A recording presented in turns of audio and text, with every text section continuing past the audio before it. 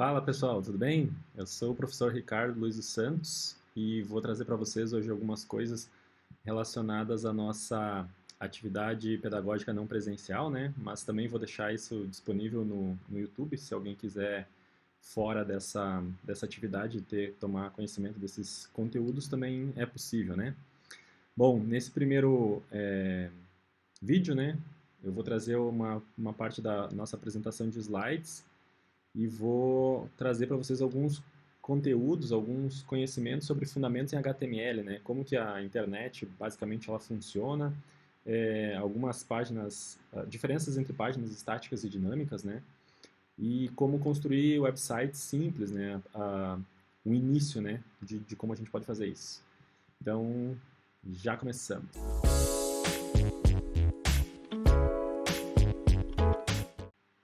Passando aqui para o modelo de apresentação. Então, nós temos aqui nossa apresentação de fundamentos de HTML, né?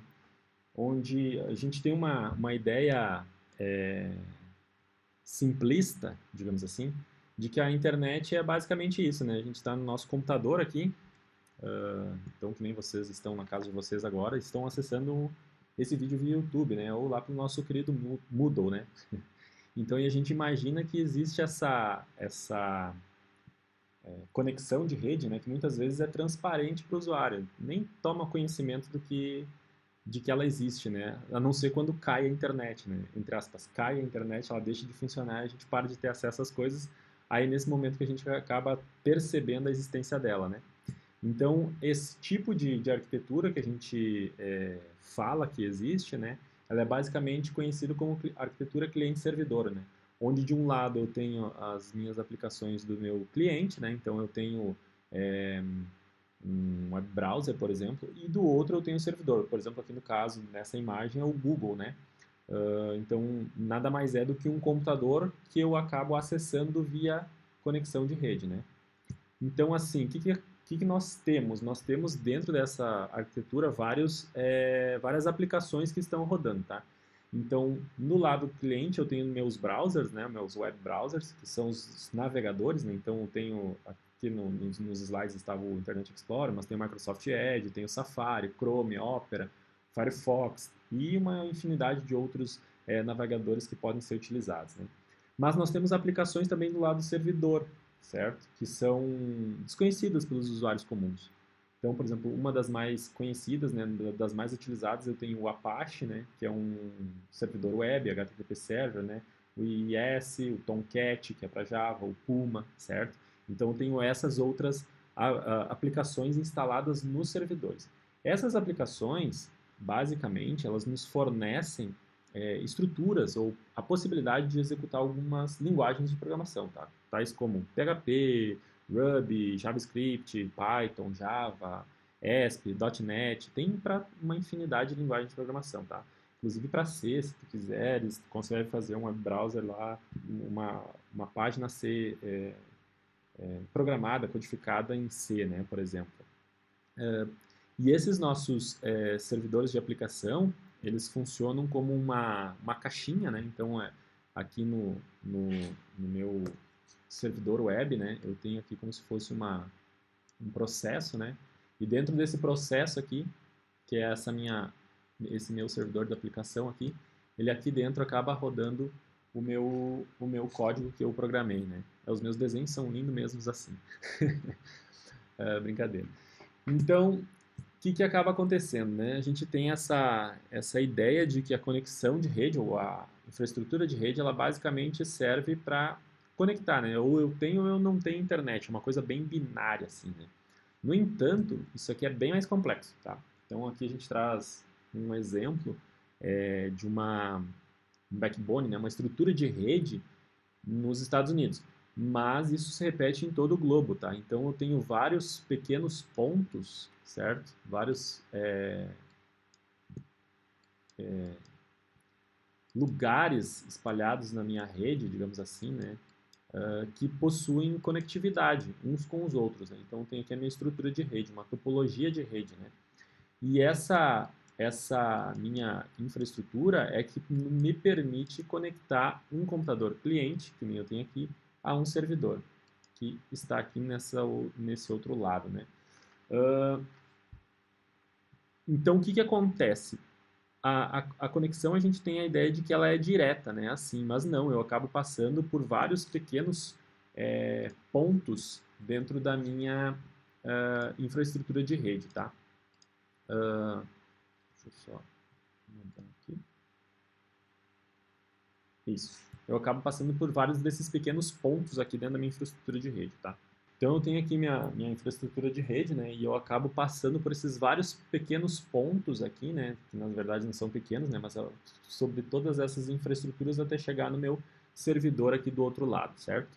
E a mesma coisa acontece com o pedido. Quando o servidor me retorna uma resposta, ele também acaba passando por toda essa infraestrutura. A rede é um sistema bem mais complexo do que simplesmente esse emaranhado de nós, né? Então, por exemplo, se um desses nodos aqui acaba caindo, né? Se um desses dispositivos é desconectado, a minha rede ela consegue encontrar um outro caminho para chegar no meu servidor e atender o meu serviço, né? Então, quando a gente diz, ou quando uma pessoa leiga fala, caiu a internet, na verdade, a internet não caiu, né?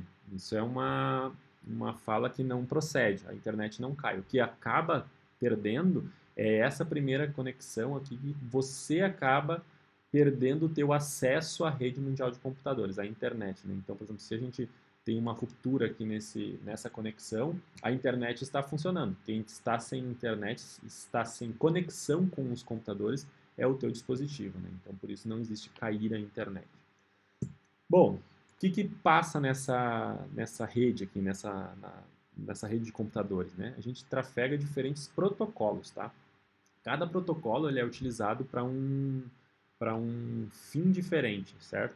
Então, por exemplo, eu posso ter protocolos para navegar na internet, que é navegar na web, né?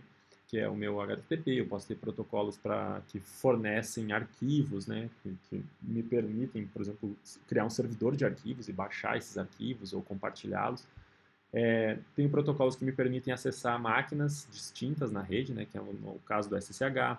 Tem protocolos que me possibilitam fazer outras coisas, como é o caso do TCP e do DP, né, que permitem que nós tenhamos algumas aplicações acima dele e que nos permitem, por exemplo, fazer conectividade de jogos, ou então fazer chamadas web, ou então conseguir ver um streaming ao vivo, certo? Basicamente, o que nos diferencia aqui do TCP para o UDP é a forma como se estabelece a conexão e, ao mesmo tempo, como se garante a entrega do serviço, certo? Então, não vou entrar muito em detalhes, porque a nossa aula aqui não é de redes, né? Até para o vídeo não ficar muito longo, mas no TCP nós temos a garantia da entrega desses serviços e no UDP a gente não tem a garantia da entrega. Então, por isso que muitas vezes quando estamos vendo, por exemplo, um streaming online em algumas plataformas, esse vídeo ele não é contínuo, né? Deu uma interrupção, ele causa aquele delay, o vídeo trava e quando volta tá, sei lá, 5, 6 segundos na frente, por exemplo. Se o vídeo faz um buffer lá e depois de algum tempo ele retorna exatamente no momento onde ele parou, que é o caso, por exemplo, do YouTube da vida ou então do próprio Netflix, né? Ele aí utiliza um tipo de conexão via TCP para poder garantir essa entrega dos pacotes, né? Então, algumas datas e também algumas pessoas importantes que nós temos na nossa história, digamos assim, da internet, né? Nós temos, em 1976, esse senhorzinho aqui do lado, o Vint Cerf, né, que é conhecido como um dos pais da internet, né, junto com o Robert Kahn, na verdade, eles criaram o protocolo TCP/IP, né, que é utilizado até hoje para basicamente conhecido como a base da internet, né, toda a internet, toda essa rede mundial com todos esses serviços acaba trabalhando em cima desse tipo de conexão, né? Então, quem criou essa dupla dinâmica, né, de protocolos que nos permitem tantos serviços foi essa dupla aí, o Vint Cerf e o Robert Kahn, né? Aí, um outro marco legal que teve foi que vocês já devem ter lido alguma coisa em relação a isso, né? Como se deu a criação da internet como um todo, mas que surgiu com fins militares, comunicação e tudo mais. E logo em seguida nós tivemos, quando ela passou para o meio civil, ela ela teve uma introdução de universidades, né? Então era uma rede basicamente educacional. E mais ou menos na década de 90 nós tivemos o boom da internet, né? O boom mundial da internet, com a World Wide Web, né? Nossa www. Que foi criada essa proposta que nos facilitou, por exemplo, acessar páginas que nos têm um conteúdo mais amigável, digamos assim, né? Porque até então eram basicamente trocas de mensagem, então mensagens de texto mesmo, propriamente dito, né? E em 2015 o Windsurf ele acaba ocupando uma cadeira dentro do Google, né? E ele ainda é o diretor da World Wide Web Foundation, né? Basicamente, o que nós tínhamos? Nós tínhamos páginas na internet que eram basicamente texto, certo? Então, imagina como se fosse um documento do bloco de notas, né? Ou um documento de texto qualquer, onde tínhamos uma série de conteúdo digitado ali. As pessoas tentavam se entender dentro daquele meio, no meio daquele texto todo, né? Mas com a invenção da web, né, ou de sites ali com o www, nós tivemos a integração, né, ou a organização desse conteúdo através de alguns elementos, como, por exemplo, textos, listas, formulários, tabelas, links, imagens, cores, fontes, vídeos e áudios, né, arquivos multimídia. E basicamente hoje a web ela envolve tudo isso, né, quando a gente tem nossos websites. Então, olha só, o que nós temos de linguagem para utilizar na web para construir páginas HTML, né, páginas web, é o HTML, tá? Uma coisa muito importante, HTML não é uma linguagem de programação. HTML é uma linguagem de marcação. Então você não consegue programar em HTML, você consegue marcar em HTML. Então nós temos lá o nosso conteúdo, temos lá os nossos textos e a gente faz uma marcação em cima desses textos, tá? Então, o HTML permite você pegar um texto, né, um texto puro ali, que basicamente é aquela sequência de caracteres, criado em qualquer editor, né, e a gente simplesmente coloca as nossas tags ali, e quando nós tivermos um programa que consegue ler documentos HTML, que é o caso do browser, né, navegador, pode ser qualquer um à tua escolha, a gente consegue ele consegue identificar essas marcações e nos mostrar alguns padrões que foram marcados ali, né? Então, por exemplo, um exemplo bem abstrato aqui, né? Nós temos aqui o nosso texto, imaginem que ele está todo tagueado, né? Está todo marcado com tags, e a gente acaba conseguindo exibir uma página HTML bem estruturada, né? E, ao mesmo tempo, com alguns recursos multimídia, como imagens, vídeos, áudios, qualquer outra coisa, certo? Então, olha só, mas o que significa essa desgraça, né? Esse troço desse HTML? HTML é Hypertext Markup Language, certo? Que é basicamente, como eu disse, uma linguagem de marcação de hipertexto, né? A busca desse hipertexto é para a gente conseguir algum tipo de interatividade, tá? Para a gente conseguir fazer, não apenas interatividade, mas conseguir fazer com que sejam realçados conteúdos, a gente consiga mostrar uma estrutura melhor do que simplesmente um texto, né? Não que o texto não vá se fazer entender, mas a gente consegue fazer essas diferentes marcações para realçar aquilo que é realmente importante ou então para mostrar novos elementos, né?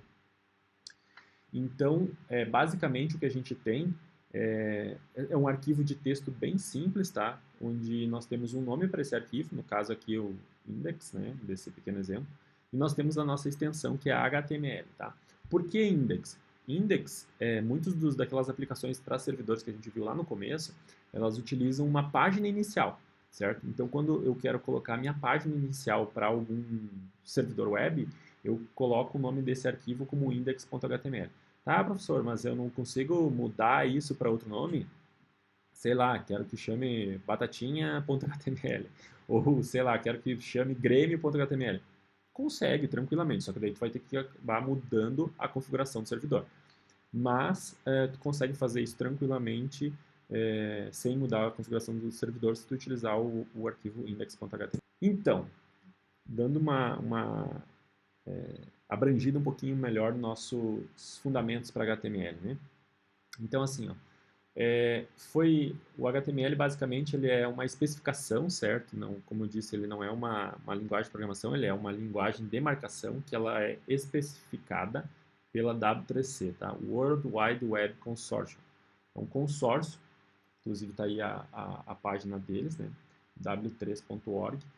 Eles são até, inclusive, os mantenedores do W3 Schools, certo? Que vai nos ajudar bastante e a gente vai conseguir sanar muitas dúvidas, fazer algumas pesquisas lá nesse endereço, né? nessa página. Então, ela é uma linguagem de marcação que é utilizada para construção de páginas na web, né? Na nossa internet. Então, como eu comentei antes, elas são baseadas em tags, né? E essas tags elas são interpretadas pelo navegador, certo? Pelo nosso browser. E existem tags para mais diversos elementos. Tem tag para formulário, tem tag para link, tem tag para tabela, tem tag para imagem, tem tag para tudo, certo? E nós vamos aprender algumas delas hoje. Então, olha só, nós temos páginas estáticas e dinâmicas, né? O que basicamente são páginas estáticas? São páginas que não é possível alterar o seu conteúdo, certo? O conteúdo dela está no código HTML, certo? Então, basicamente, elas consistem de códigos HTML, CSS e algumas vezes algum código simplista, né? Simples de JavaScript. Hoje a gente já consegue criar páginas dinâmicas utilizando frameworks, por exemplo, JavaScript, certo? Uma característica muito comum de páginas estáticas é essa aqui, ó, é que o conteúdo é sempre o mesmo, né? Então, como eu disse, o conteúdo está no nosso código-fonte daquele arquivo, mas ele não é nunca alterado, né? Então, por exemplo, eu posso visitar várias vezes o mesmo site, posso fazer interações diferentes, o conteúdo dele não é alterado. No entanto, nós temos páginas dinâmicas. Páginas dinâmicas são páginas que nós temos o conteúdo delas, ele é parcialmente elaborado no código e o restante desse conteúdo ele vem principalmente de algum tipo de servidor de banco de dados, por exemplo, ou então de algum outro web service, se eu consigo um serviço web, né? Web service é serviço web ou um outro serviço web que forneça algum tipo de conteúdo para me contemplar naquela página, né? Para mostrar toda aquela página. Então, seguindo aqui, como é que são tags, né? Tags, basicamente, elas são um pequeno texto, né? Um pequeno, entre aspas, código, que fica entre o sinal do maior e menor, né? Então, por exemplo, nós vamos ter a nossa tag e separada aqui, como no exemplo, né? No HTML, né, nós temos dois tipos de tag. Nós temos tag inline e tag block, tá? O que acontece? A tag inline, ela não possui uma tag de fechamento. Como é que funciona basicamente o HTML? Né? Então, eu tenho uma tag de abertura e uma tag de fechamento. Então, digo, ó, esse elemento vai começar aqui e ele vai terminar aqui, onde eu tenho essa minha tag de fechamento, né? Que ela é basicamente o sinal do menor e uma barra, certo? Repetindo o nome da tag. Tags inline são tags que só possuem a tag de abertura, não possuem a tag de fechamento, mas ela por si só já faz um elemento, né, ou exibe algo para o usuário. Então, basicamente, as tags elas possuem essas três características, tá? Então, elas possuem três características, não, elas são compostas por, né, pela identificação, que é o nome da tag, né? Então, por exemplo, um P é uma tag, tá? Que fornece um parágrafo, a criação de um parágrafo. Eu tenho os atributos dessa tag, certo? Que são basicamente características ou parâmetros que vão ser alterados e mudam esse elemento. Pode ser tamanho, pode ser cor, pode ser qualquer outro tipo de comportamento, desde que o elemento permita isso, né? E eu tenho o conteúdo, ou texto, que é basicamente aquilo que fica, que sofre a influência desse texto, né? Mas é o que fica entre a tag de abertura e a tag de fechamento, né? Então aqui, por exemplo, nós temos tags para quebra de linha, que é o BR, que é uma tag inline, né, nesse caso. Nós temos tags, como eu comentei, para construção de parágrafos, então eu tenho aqui a minha tag P, onde o P é o nome, né, identificador da tag, aqui está o meu conteúdo, por exemplo, certo? Eu tenho tag para fazer um bold, um negrito, né, ou um itálico, que é na tag I, tenho tags para definir títulos, que são headings, né? Então, no caso, os headings vão do H1 até o H6, onde o H1 é o título com maior expressividade, né? Ele tem uma fonte um pouco maior, digamos assim. E aqui eu tenho dois exemplos de utilização de tags, né? Um que é um exemplo errado e um que é o modo correto de se fazer. Quando eu tenho uma tag de bloco, né, eu tenho que fazer a abertura e o fechamento dela. Então, nesse caso aqui, eu acabei fazendo só a abertura dela, não tenho fechamento. Então, o meu navegador vai interpretar ele de um modo equivocado, um modo errôneo, né, não do modo correto. É muito importante aqui para vocês terem conhecimento sobre. E prestar muita atenção. Quando eu erro um código HTML, que eu não faço ele como deveria ser, a minha página não vai exibir um erro. Não exibe um erro. Ela simplesmente vai interpretar aquilo da forma como conseguiu ou da melhor forma possível até então. Depois a gente vai fazer alguns exemplinhos no decorrer dos outros vídeos ou das outras aulas que vocês vão reparar que quando eu tenho o meu código errado, ele simplesmente pode se comportar de uma maneira que eu não consiga compreender ou então, ao mesmo tempo, não consiga identificar o uso do comportamento. E isso é um problema que é bem complexo para os programadores iniciantes, né? De resolver para os programadores iniciantes. Programadores ou a gente chama de programador front-end, né? Quando acaba fazendo essa parte mais voltada para a interface, né? Então, olha só, nós temos algumas tags que não possuem tag de fechamento, certo? Então, por exemplo, a tag BR, que faz uma quebra de linha, a embedded, que define basicamente algo que vai ser embarcado na tua página, né? A tag HR, que é uma barra horizontal, a tag image, né, IMG, e a input também nós não temos tag de fechamento. Essas tags, elas basicamente não possuem conteúdo, né? Porque o conteúdo ficaria entre as duas tags, a de abertura e a de fechamento. Elas possuem identificadores e atributos, parâmetros que a gente consegue mudar o comportamento e a exibição delas, né? Link, tag meta, tag aparam, tag source, tag WBR, né? Que tem que cada uma delas acaba fazendo. Esse link ela acaba definindo um recurso externo, né? Então é entre aspas, como se fosse um import para quem já faz algum tipo de programação, né? Então eu estou trazendo algum recurso externo para dentro da minha página. A tag meta que define metadados para minha página, a tag param que define basicamente parâmetros para alguns tipos de objetos, né? Para alguns ambientes que são criados ali dentro, a tag source que define recursos de arquivos multimídia, né?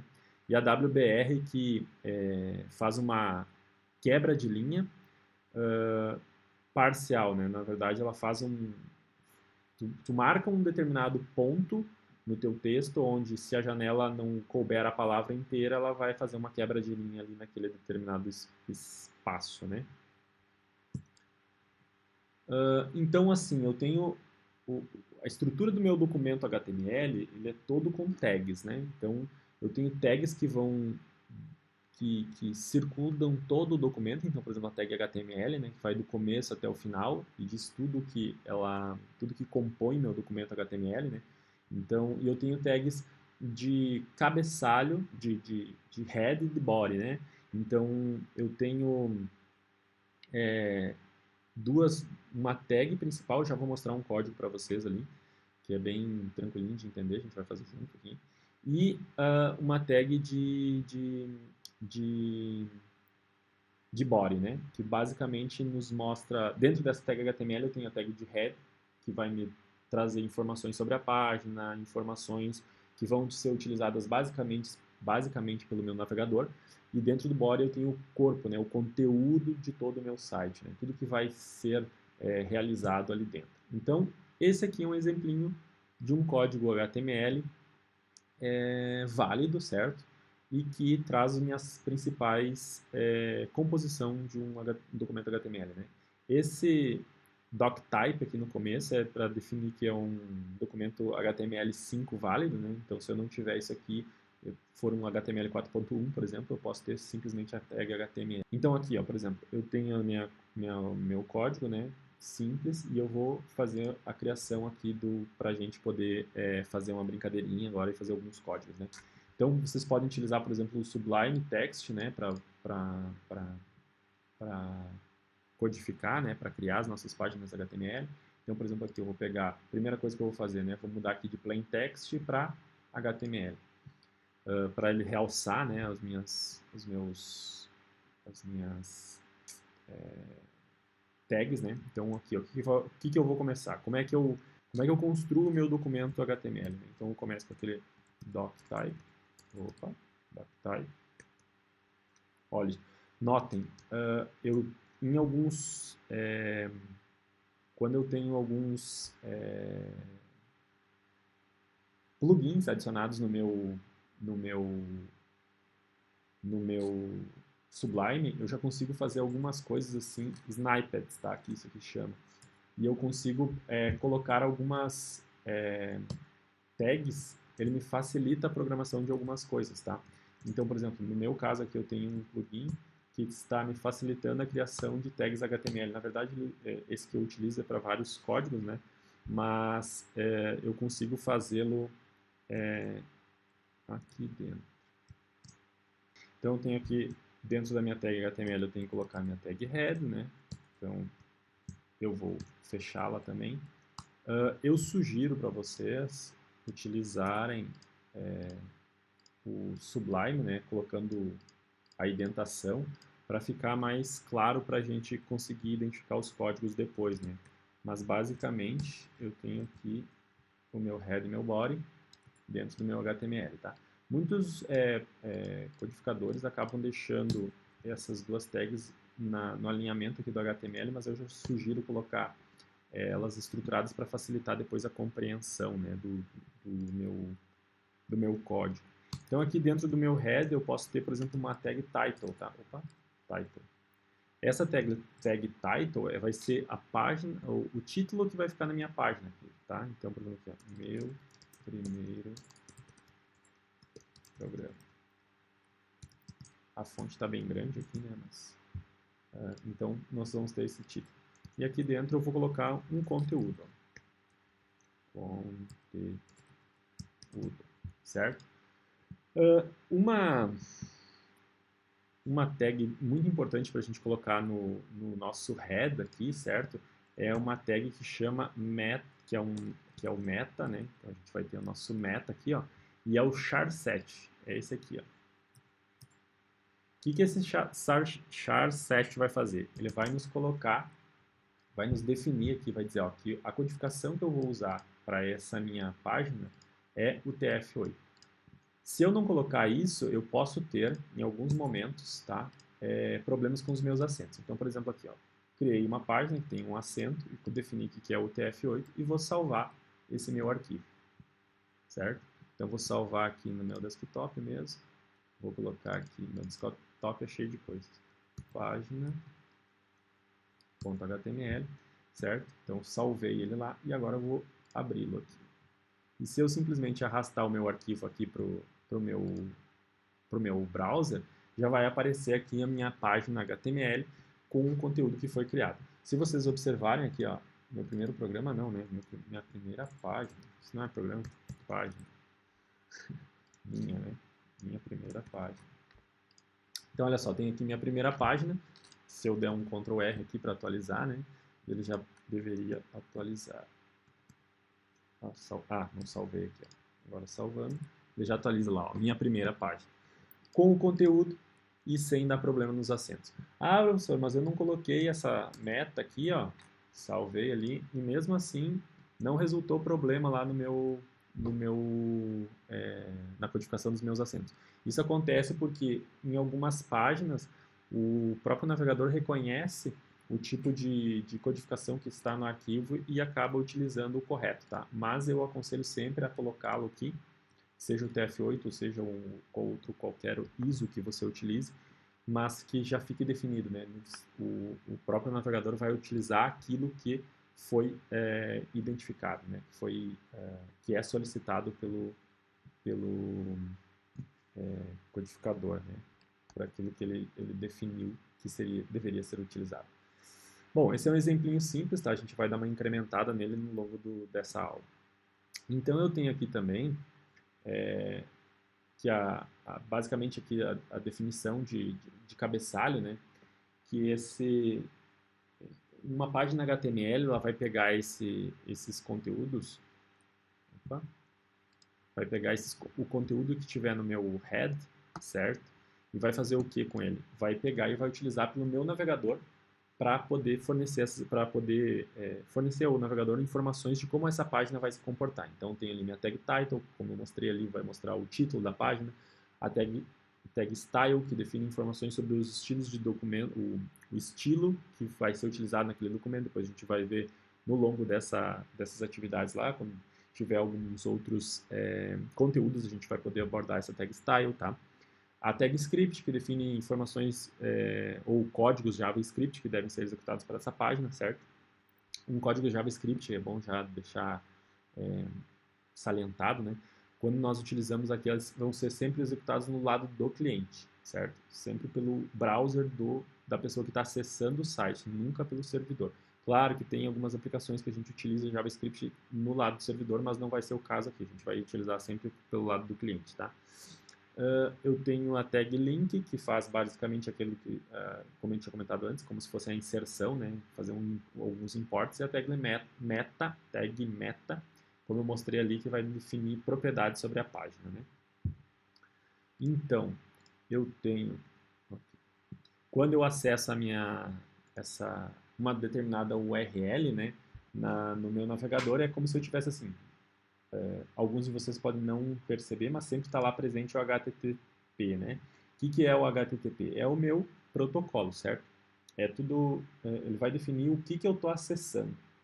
Então, eu estou acessando um protocolo HTTP que é o Hypertext Transport Protocol, o protocolo de transporte de hipertexto. Se vocês forem um pouquinho perspicazes, agora vocês já perceberam que é um protocolo de transporte de hipertexto. Por isso que eu tenho um HTML, que é um hypertext, né, um hipertexto markup language, né, uma linguagem de marcação de hipertexto. E eu tenho um protocolo de transporte de hipertexto. Então, eu estou trafegando hipertexto. E eu tenho aqui um código que é hipertexto. Eu tenho aqui, depois dos dois pontos barra barra, né, eu tenho a localização do meu servidor.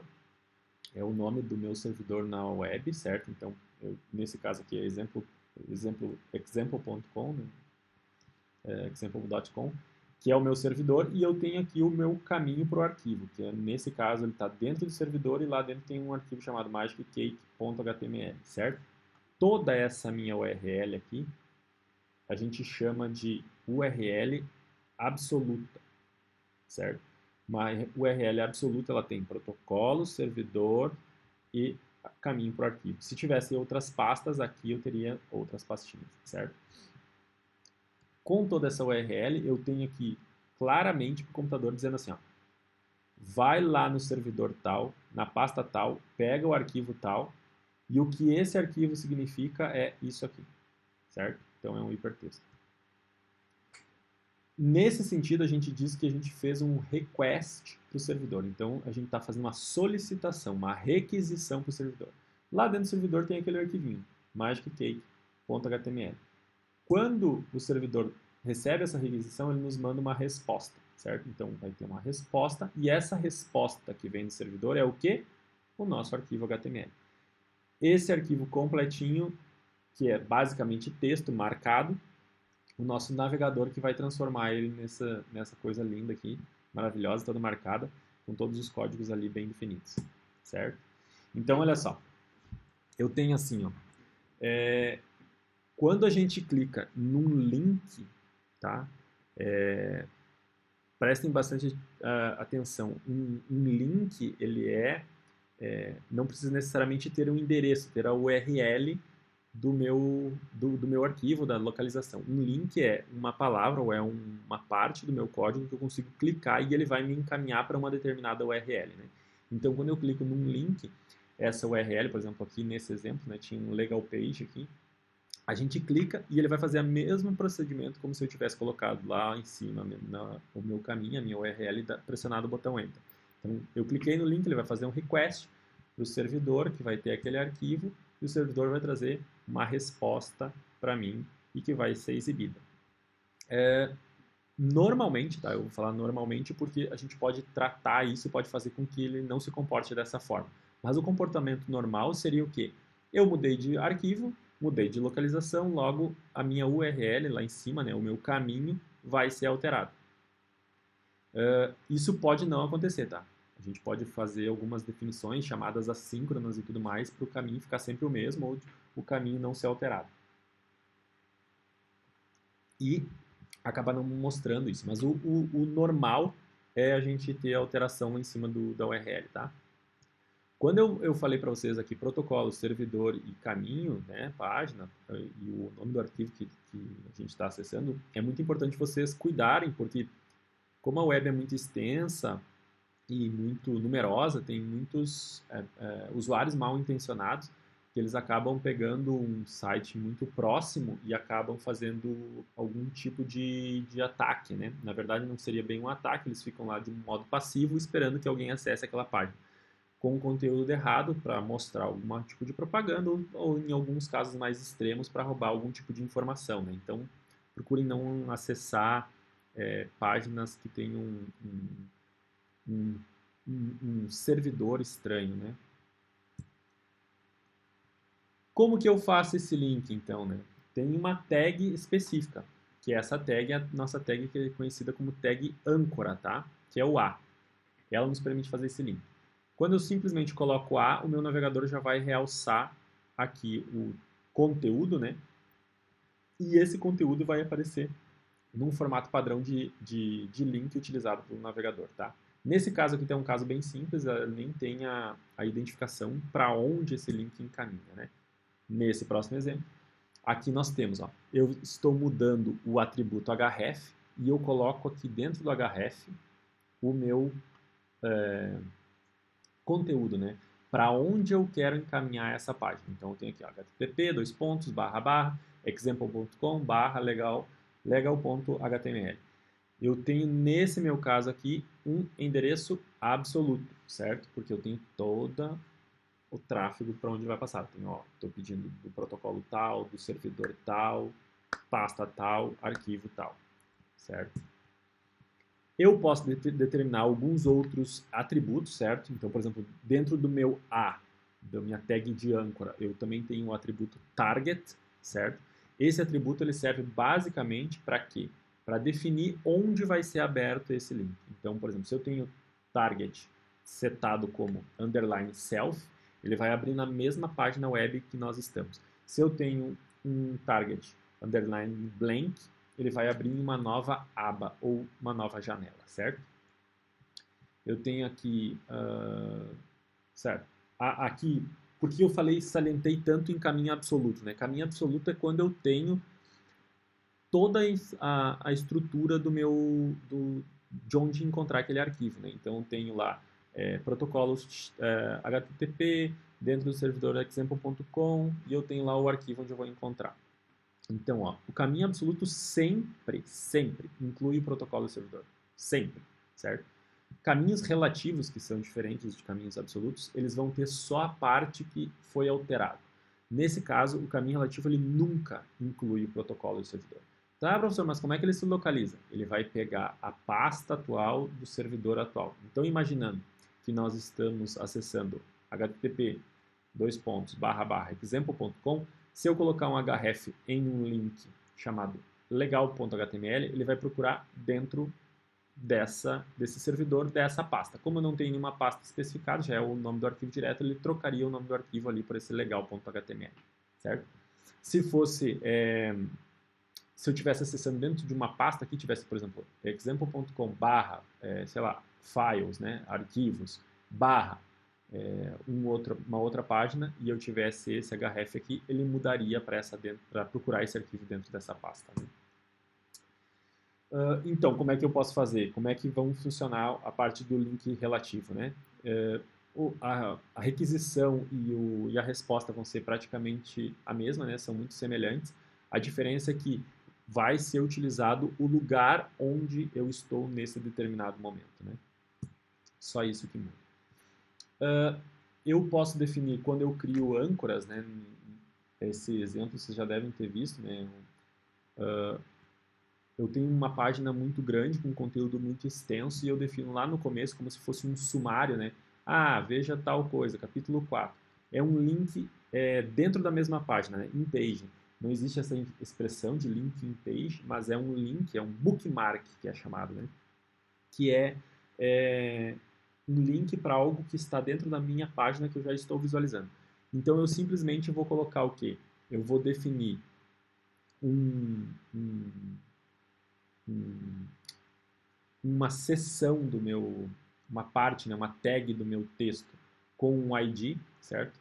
Então, por exemplo, eu poderia criar um A ou um P ou qualquer outra tag que tivesse um ID específico e colocar esse ID específico através do uso de uma hashtag no meu href, e quando fosse clicado nesse exemplinho aqui, o meu navegador já se encaminharia automaticamente lá para o capítulo 4, certo?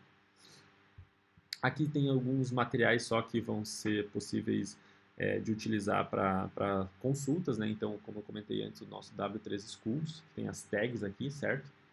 Aqui tem uma especificação do HTML5, para quem tiver um pouquinho mais de curiosidade, saber como é, o que tem, o que não existe. Tem um validador de código HTML, que é muito bom, que é o validator.w3.org, que é da própria W3 Consortium, né? Do próprio consórcio. Então aqui a gente vai passar eu vou passar um pequeno trabalhinho para vocês, né, para ser entregue para a semana que vem, no qual vocês vão pegar e vão fazer bem simples, tá? Mas eu quero que vocês comecem a construir algumas páginas HTML, né? Cada aula a gente vai ter um pequeno exercício. Esse primeiro é para o pessoal que faz a PNP, né, a Atividade Pedagógica Não Presencial do IFRS Campus Vacaria, né? Então a gente vai dentro do Moodle vai ter uma disponibilização de uma atividade para vocês entregarem até o dia 1º/10 às 23h59, certo? No caso, vocês podem acontecer de vocês quererem utilizar alguma tag ou então mudar algum elemento que não tenha sido abordado aqui. Ah, professor, mas eu queria trazer nesse trabalho. Tem duas possibilidades. Vocês podem consultar naquela apostila que foi disponibilizada lá dentro do próprio Moodle, ou, assim como o pessoal que está vendo o vídeo pela internet, ver dentro do W3 School, certo? Aqui tem muita informação, traz muito conteúdo bem interessante, tá? Eu vou mostrar aqui um pequeno exemplo. Isso aqui é um protótipo, tá? Um wireframe ou um mockup, a gente fala, que basicamente tem o quê?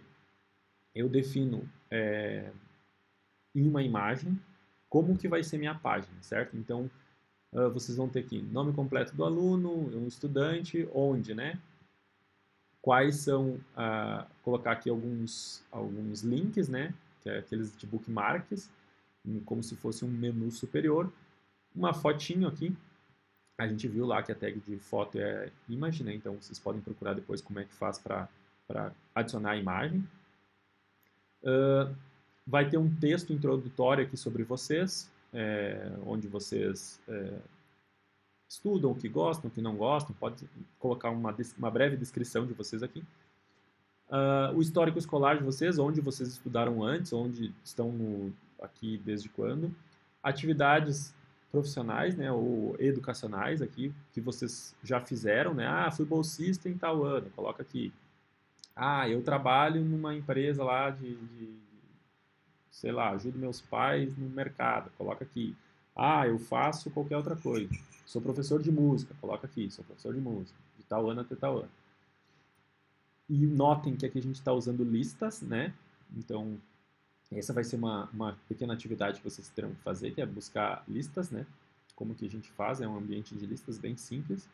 Habilidades técnicas, o que vocês já conhecem de linguagens de programação, se conhece alguma coisa de Python, ou Java, ou se estudou alguma coisa por fora. E contatos, né? Como que eu encontro, como é que a gente pode se encontrar ou se falar.